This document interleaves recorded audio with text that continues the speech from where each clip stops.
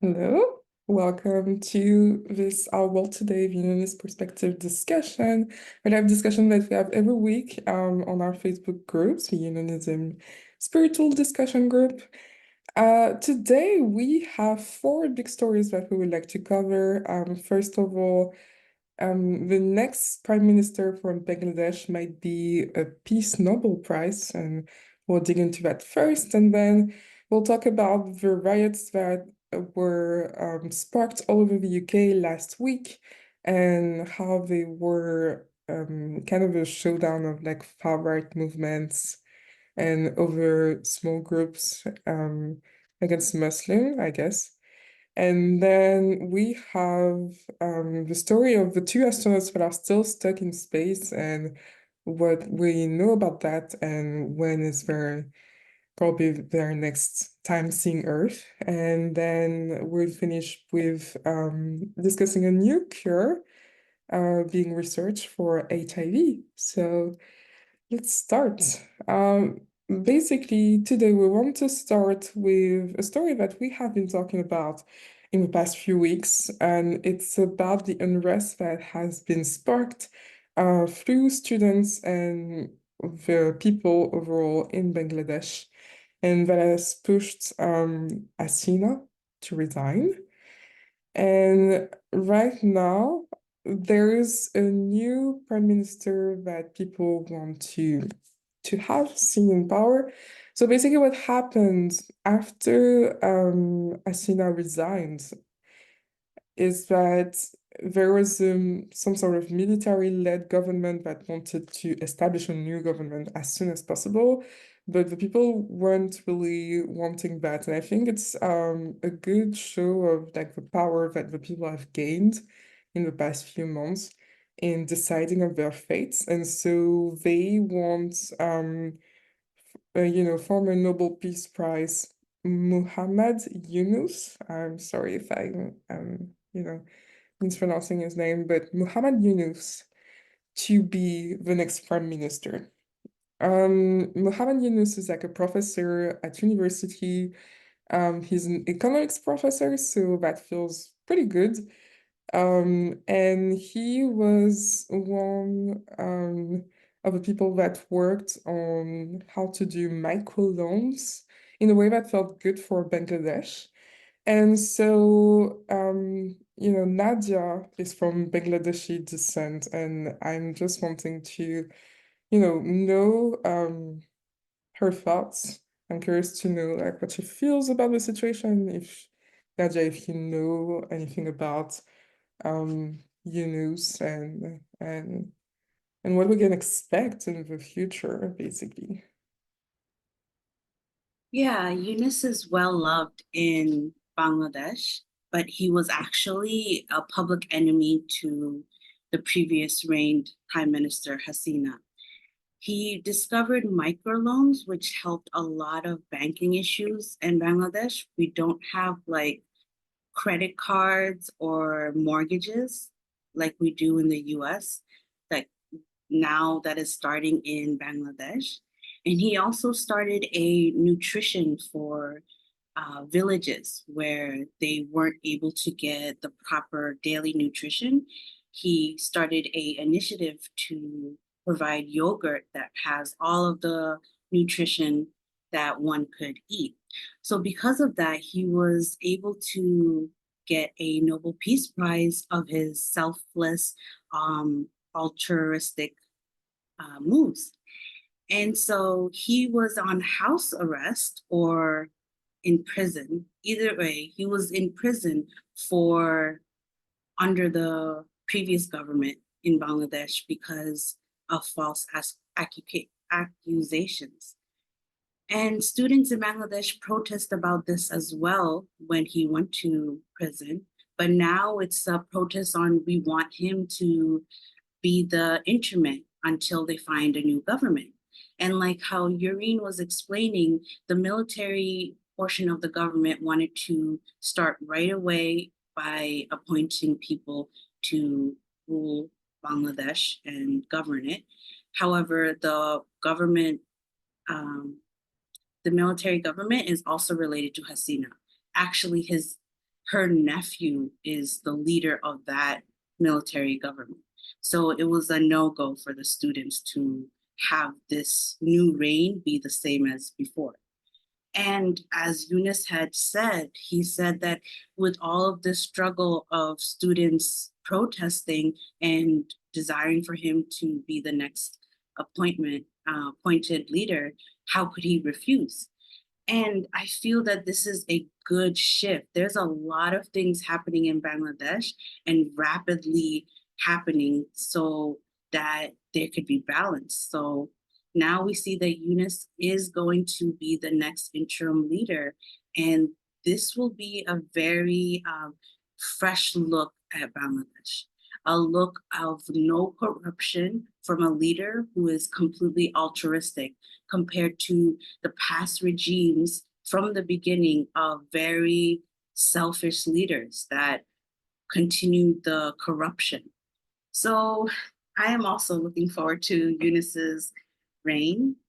And it's wonderful to even think that a student protest, which unfortunately led to many lives lost, led to a Nobel Peace Prize as our interim leader.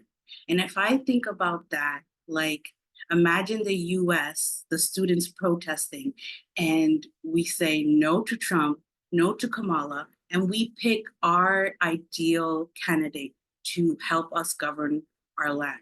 And this is a mighty accomplishment. And I'm very, very happy. Anything that Sage or Isaiah would like to say about the situation? Any thoughts? No.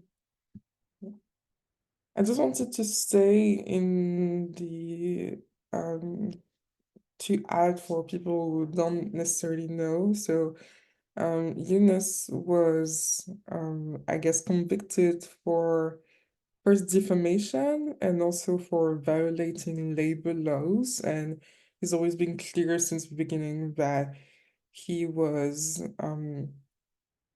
basically being you know mixed into a politically like controlling situation, and that he didn't do anything wrong, which would make sense because there was basically no evidence that he was violating the law. So he was on house arrest for he was surveyed and then he was on house arrest for like the past 6 months. And I feel it's pretty good that the people are really aware of what's going on. I like that it's not going to be the prime minister without elections, like it's just going to be the interim, and that the people got to choose their interim prime minister, and also that there is a good foundation being laid for hopefully a new government and also a new way to govern in Bangladesh. And we followed this situation for weeks. So my question to you guys would be, it was such a big thing happening, and we had such a negative overview of what was happening and the people disappearing and being killed the past few weeks. Like, what do you think are the choices, lessons, spiritual lessons that we're seeing right now from this?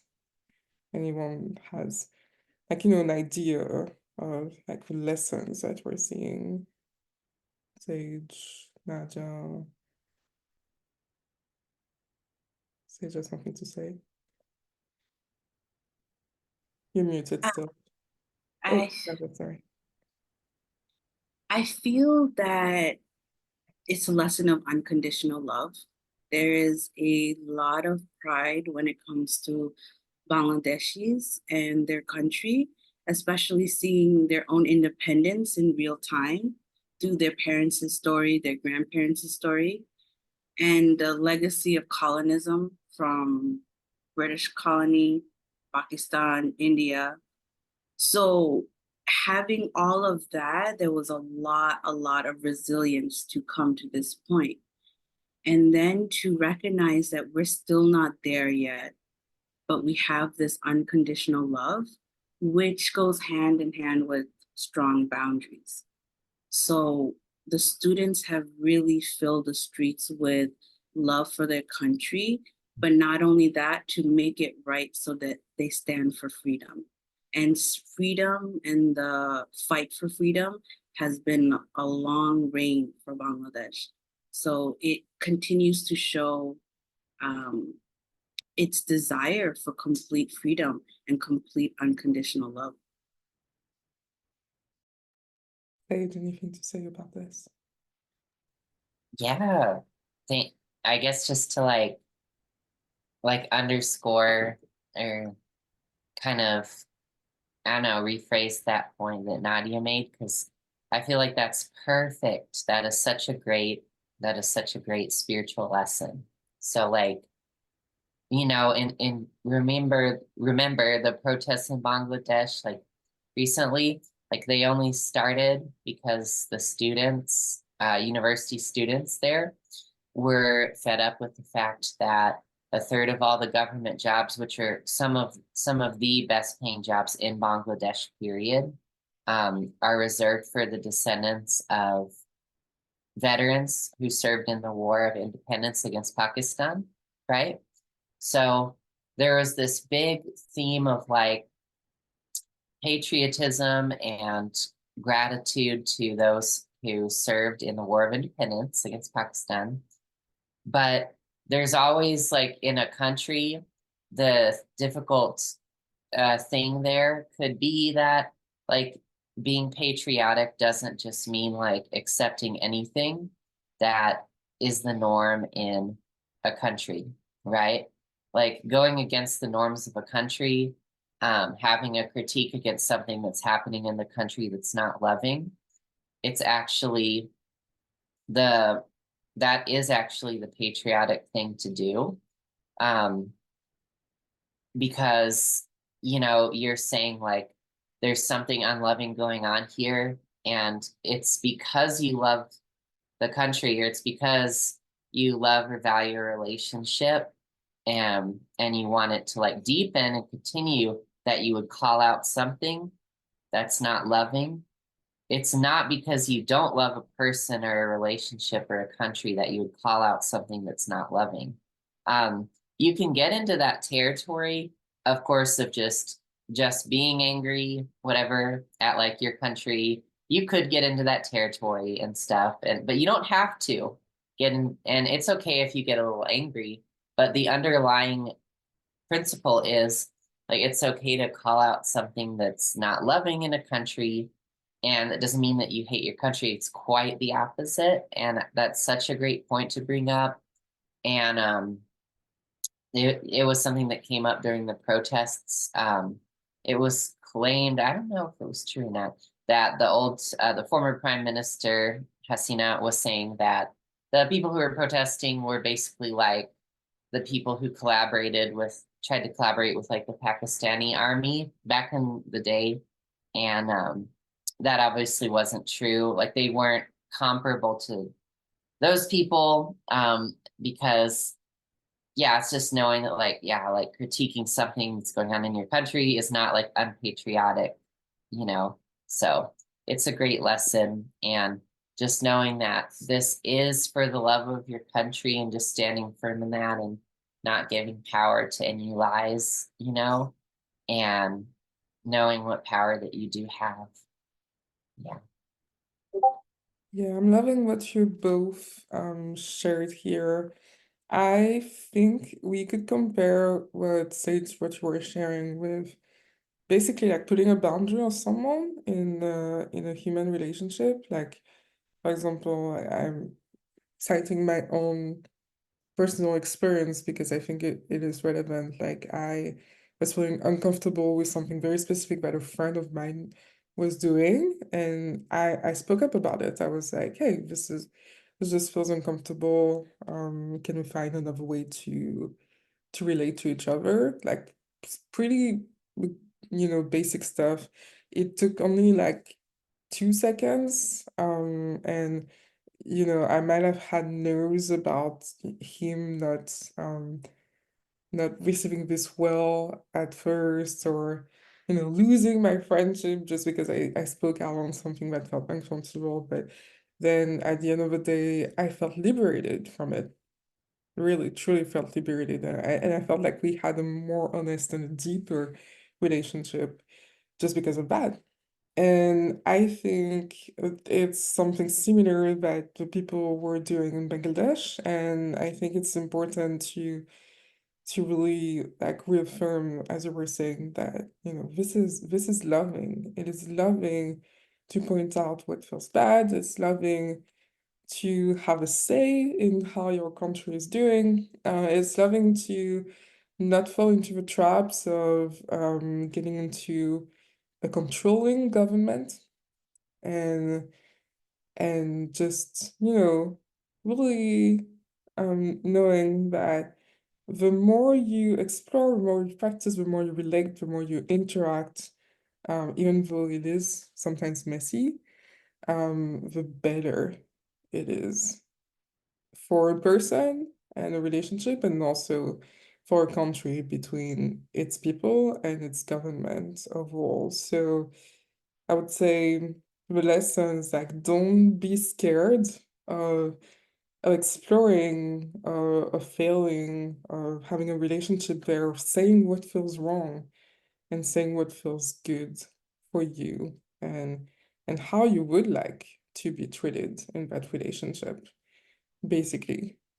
So yeah, good stuff.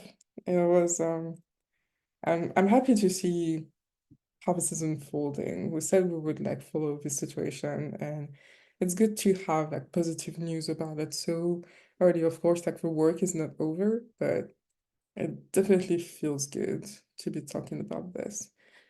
So moving on to the next topic, which is a little bit less joyous, I would say. We have the Far-Right Riots that happened all over the UK. Basically, so there was the assassination, the murder, stabbing of one child, along with two others, three children, I know, but there was like this, I think the last one was what sparked unrest over the UK. So basically, three children were assassinated, the last one was stabbed, and a bunch of micro groups, online influencers, and far-right movements took it upon themselves to misinform the population about it being a Muslim being the victim, being the perpetrator of this murder, the last one. And so basically they took to the streets in what government and police are judging is like the worst and most violent type of riots ever since, probably like you know having terrorist attacks between Ireland and the UK. So basically the first most violent riot in a long time.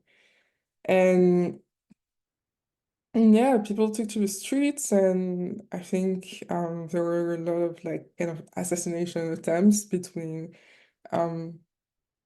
towards Muslim people and towards Black people as well, and people from minorities.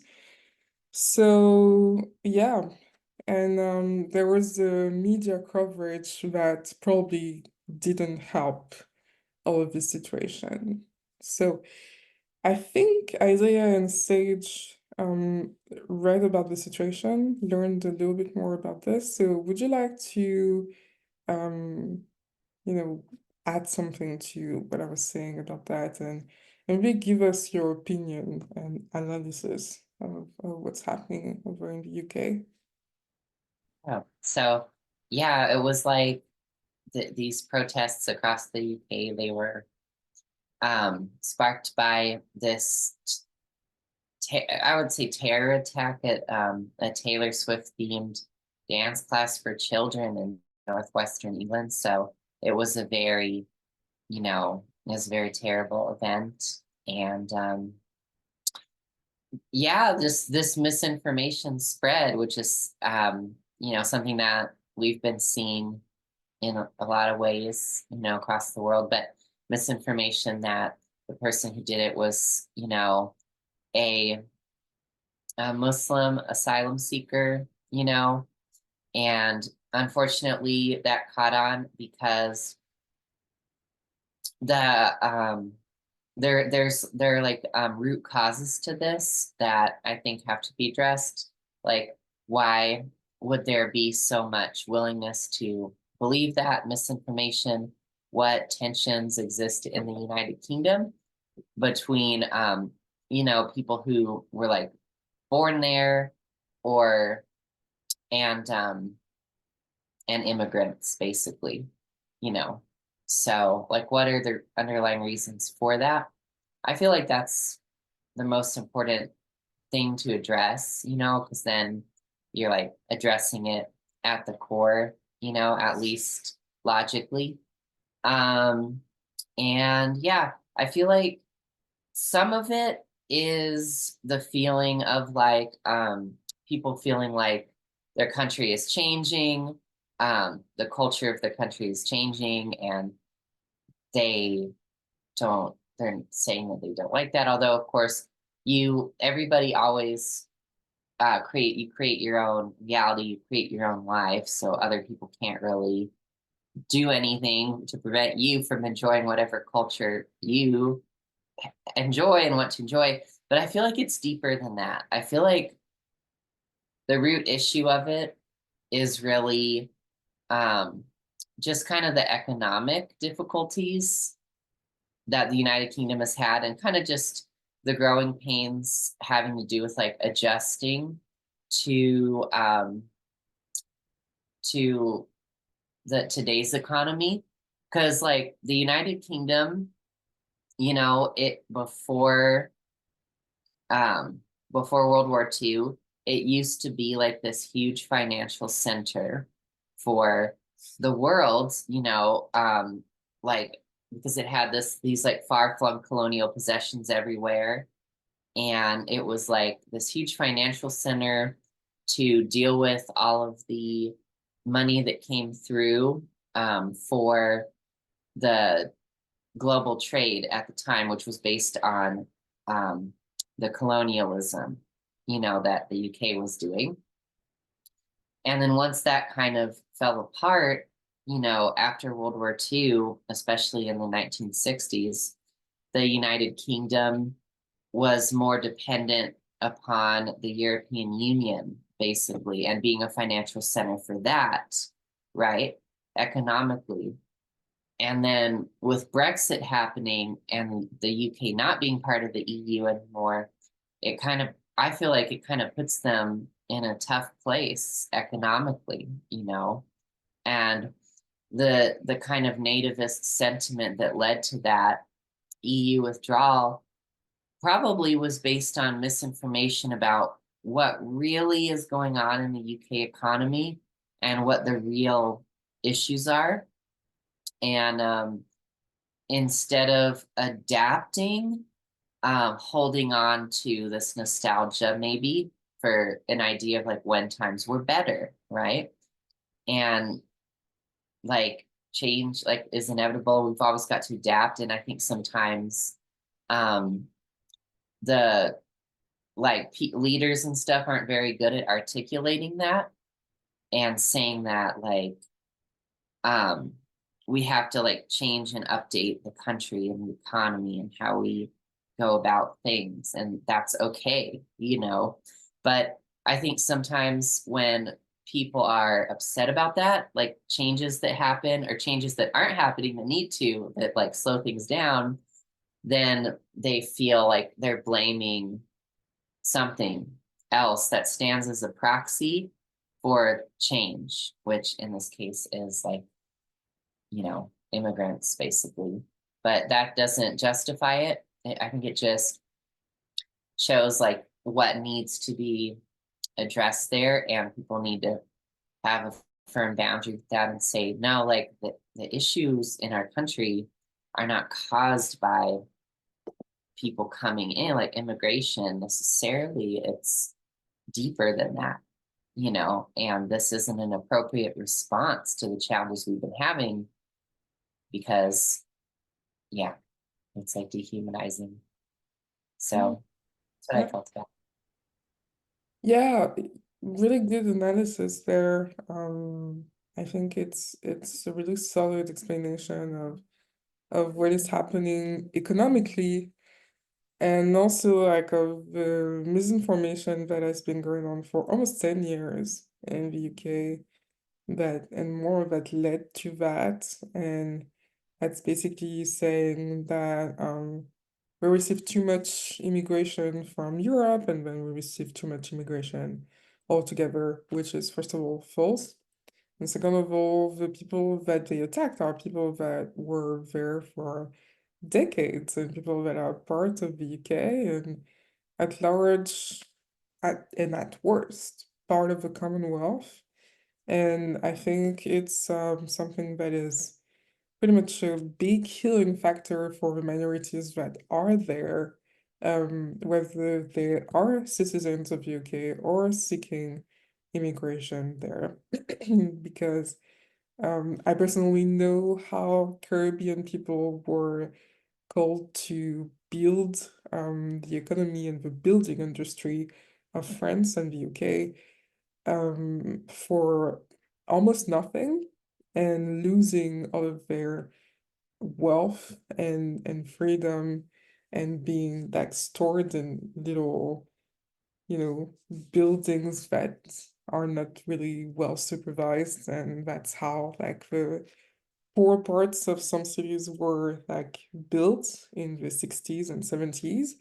And I think like it also relates to what Nadia was saying about countries like Bangladesh really just getting out just now freshly of this pattern of having seen control from other countries, whether it is the UK, and then conflicts with India and Pakistan and things like that.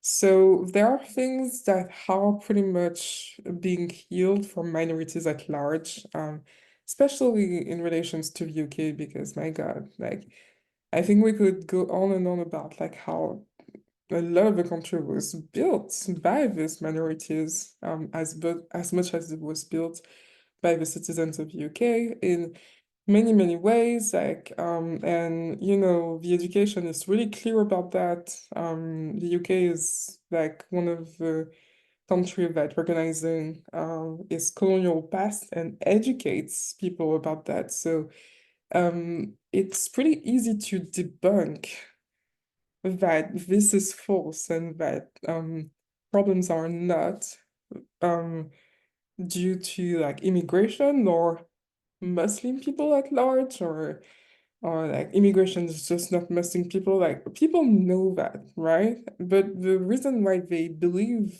in that or that they cling to that is exactly the same that led to things like Brexit. It's pretty much this thing about like we are not ready to see what is going wrong, and so we're going to blame every country, every minority, every immigration wave until it devolves into like something violent. And thank God, like the government and police did their job and are completely against that. People are completely shocked by what happened.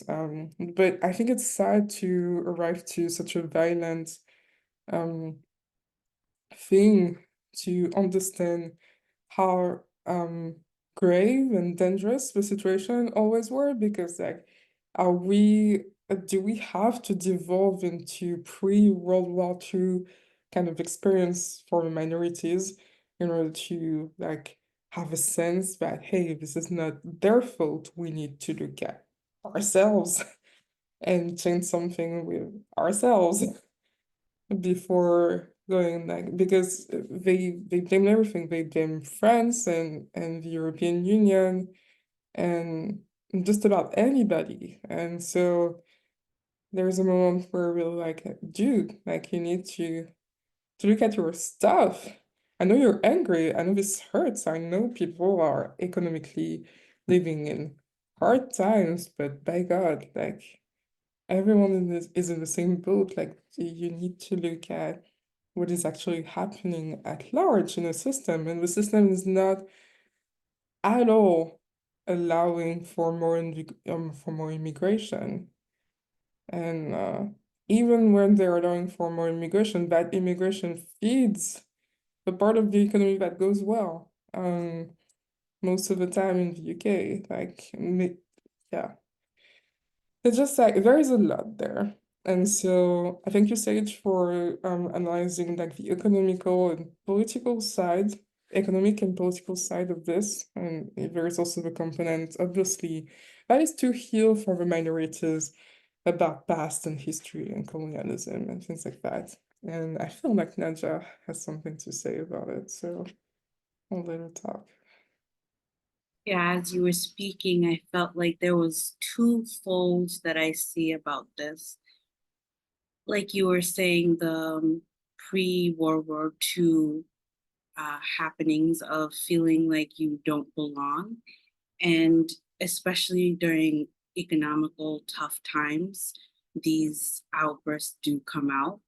So I see on one side a country that is lenient on their financial stability and their identity as their power. And so they think that their power can be taken away from them. And they feel this taken from, so that now they feel that they need to act out in violence so that they could grasp onto that power.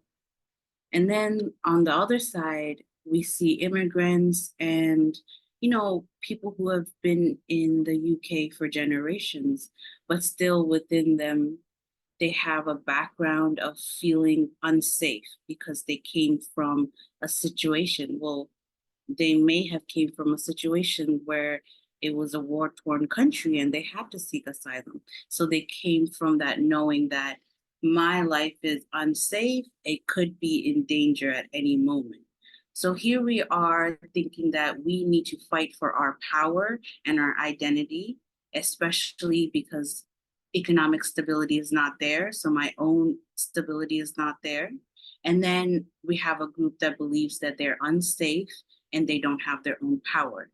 Really a fight against power in two dynamics. And now they're butting heads because they're not relying on God, rather they're relying on their circumstances to tell them what life is, rather than to make their life as their heart would want it to be, a heavenly life.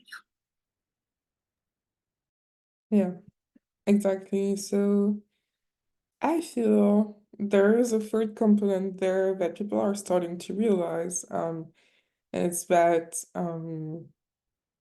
the media in the UK is ruthless in terms of how it covers a lot of things, I would say. And people are starting to understand that, hey, Daily Mail, not so good. Well, Daily Mail is mostly about like gossip, but it does a lot of information on politics as well. And it has been for 10 years, relentlessly doing stuff that doesn't feel good, and people are finally saying like, hey, enough. And I think we have this sort of media in every country, but like it's where that it's like so much going into the drama fields, going as far as sometimes lying into their headlines, or making it ambiguous so that people would click on it. And I think there is like a dissonance in the media sector right now. There is this thing about people really wanted to do their job, and it is about covering stories, and there is like basically the system built on audience attention that is saying like, hey, we must do anything just to have this coverage. And then for example, in France, when far-right movements arrive at the at the doorstep of the government, or in Europe in general, or when we have a Brexit, or when we have so violent riots in the UK, like that's when the media says like, oh my gosh, this is dire, like what do we do? And says like, hey, people, calm down, we must think about solutions that are things. But like, I think much as the people that are angry, there is an unwillingness to really look at what you have created. And I think the very last lesson here is that your choice is important. And you may think that your choice is like nothing. You may think like looking bad at someone wouldn't have like any consequences, but then like if we go into like deep like spiritual lessons, like there's this just butterfly effect of like, or domino effect of everything tumbling down from the one little thing that you did for yourself. And yeah, there's just this feeling that people are living in separation and so blaming each other, being angry at each other because it's your fault if everything is going bad, without realizing that we live in this microcosm where basically we all move together and we must arrive at a solution together. And if we do something that is bad, everyone suffers. So yeah, it's just like, putting into a new perspective. And hopefully, British people are starting to realize that, because honestly, like, they must be tired. Like, just seeing it a few tens or hundreds of kilometers away, like, I feel tired. So there must be something that needs to be done, the new choice, like overwhelming choice to really be humble there and look at what is happening. So any last word on the UK, insight, pattern that you might discuss, lessons? No good? All right, well, let's go to our next topic, which is a story about two NASA astronauts being stuck in space for a few months now. Nadia has researched the story a little bit, and would you like to get a scope on everything that is happening on there, Nadia? Yes. So two astronauts have been stuck in outer space and they can come back. It's just the equipment that they need to come back is not fully ready. So the NASA is deciding, do we prepare this equipment to send to space so that they can come back? Or do we wait next year for SpaceX, Elon Musk, to finish his spaceship so that they can come back with that? And what the problem is before the two astronauts left, they did a testing on the spacecraft and they saw that there were some helium leaks that were coming out.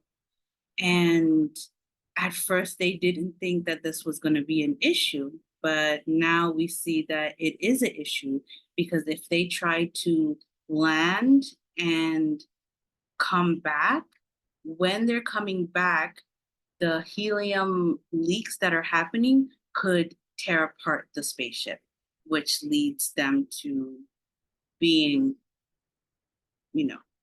either dead or very, very injured. So NASA is trying to figure out what is happening, what they should do about this. But ultimately, what is seen is that the safety measures that they can take were not taken for the astronauts to go abroad, out of space. And now they're in this predicament where they need to scramble and figure out how to bring them back. Talks are showing that they are okay with the astronauts staying longer so that they can fully create the spacecraft they need and ensure the safety they need for them to come back, or they prefer to take SpaceX. But what I'm feeling here is that they are not respecting the astronauts that are there. They're using these astronauts as if they're scientific tools rather than human beings that are not in a equipped environment to stay for too long. And of course, we've seen astronauts stay for many years outer space, but it's not a comfortable life or an environment. And I am upset that they're not taking further measures to get our astronauts home as soon as possible. Rather, they're taking a delayed approach to this. And it just shows the disrespect and the disregard to astronauts, because they were only supposed to go for, I believe, 7 or 8 days. And now they've been there for like over 3 months. And it's more than the billions of dollars in equipment.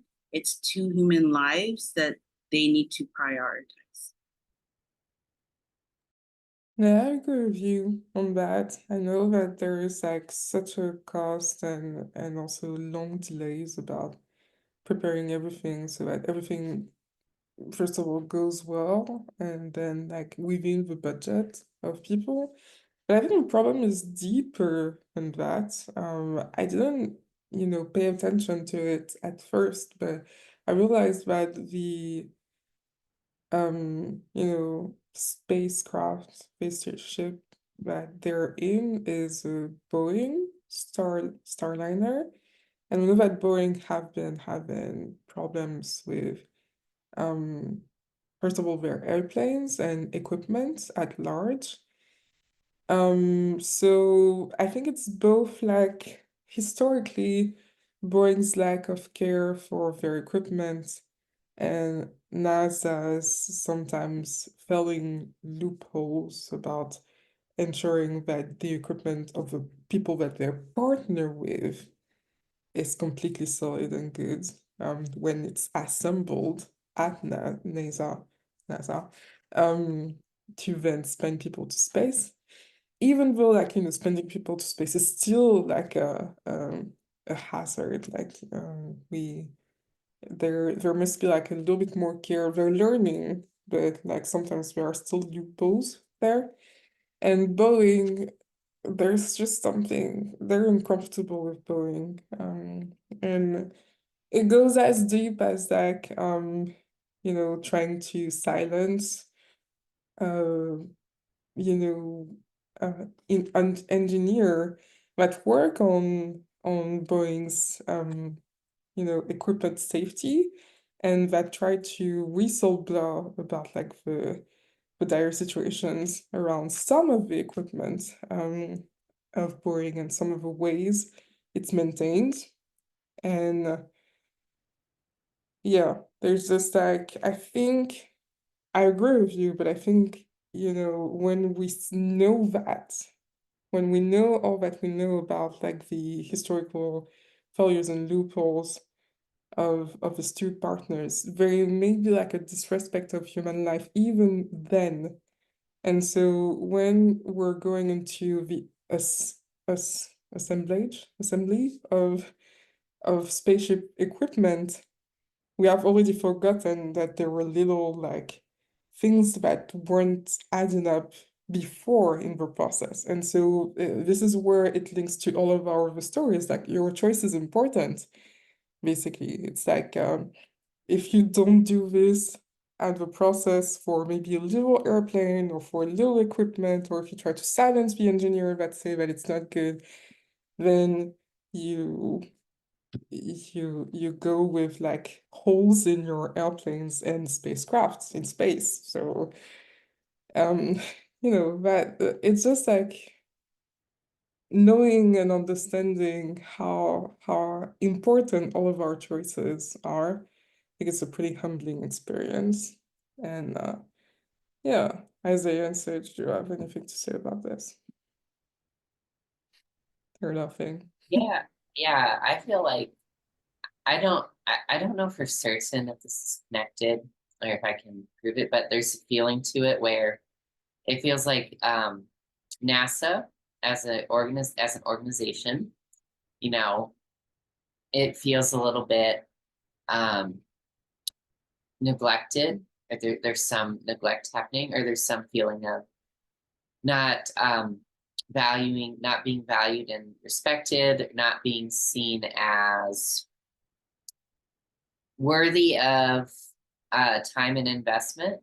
Because I remember that that's been an issue that has been highlighted, like getting enough funding for NASA, especially like amid the different economic priorities of recent administrations, and also, there was the pandemic and the recession that came with that and everything like that, and it kind of feels like NASA and it's like space related things, it's kind of going a little bit by the wayside, at least in public discourse, and people aren't always aware of the value that NASA provides. It's not just about like these big, like well-known things that people know about, like going to Mars or landing on the moon. I mean, that was like a long time ago. That was like 60 years ago.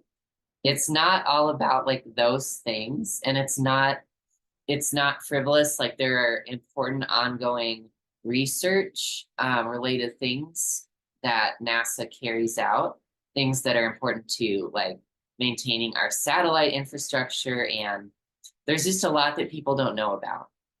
And that's such a common issue between science and the rest of the public, is scientists always need help, I feel, communicating what is the value of what they're doing, what is the importance of what they're doing, and the impact. Because in the scientific world and like in the academic world in general, like how important what you're doing is.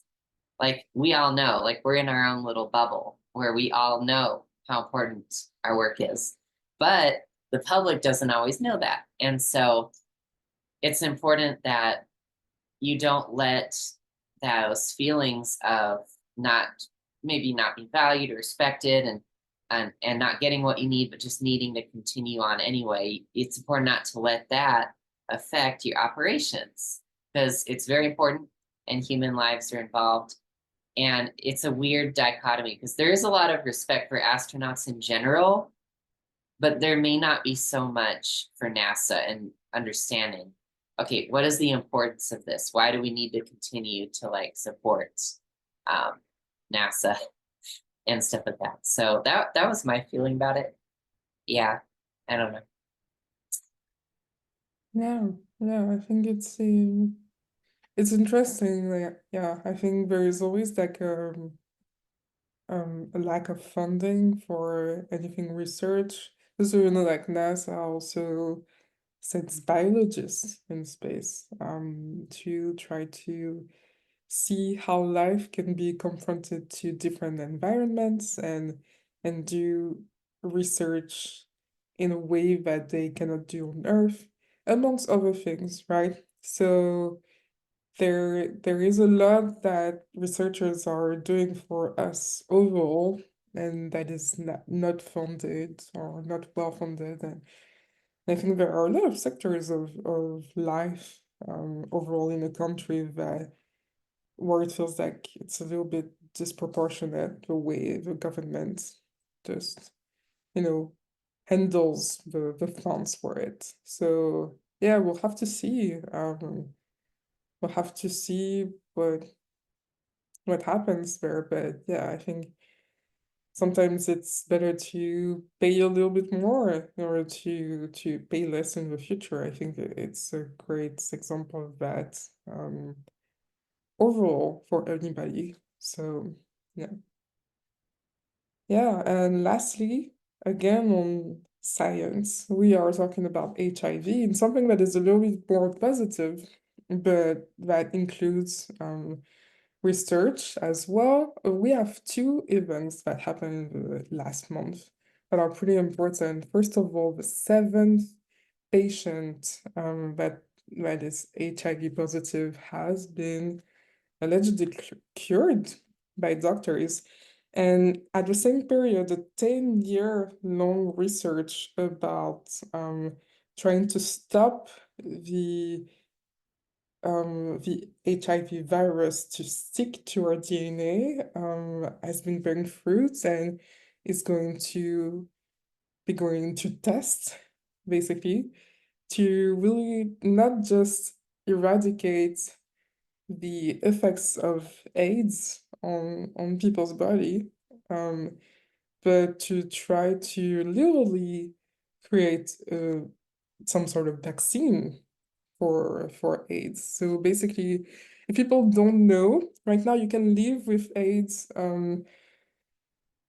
pretty much like your entire life for like 70 years, 80 years without having any symptoms, without giving your virus to your partner or partners in life, and in pretty good shape compared to the 80s, where people were dying of horrible consequences to the immune system and the respiratory system because their body was becoming immunodeficient.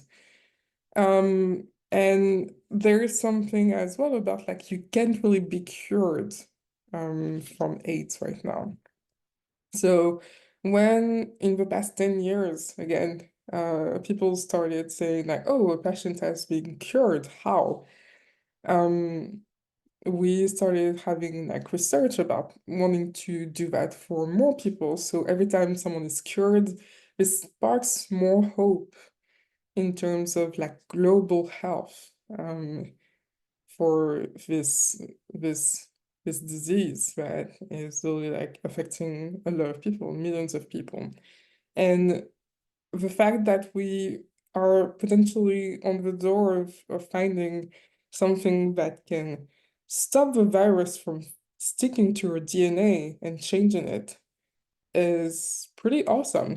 So obviously this is not done yet, but if it was published in a paper, it means that the scientists around it are very optimistic about the advancement of this research. It hasn't been, publicized a lot, but it's still happening, and I think it was important to talk about it. So, do you guys have any, insights, feelings that you want to share about that, and maybe like the lessons, maybe how this correlates with everything that we've been talking about tonight, the lessons that we're learning from this, or, personal feelings about it?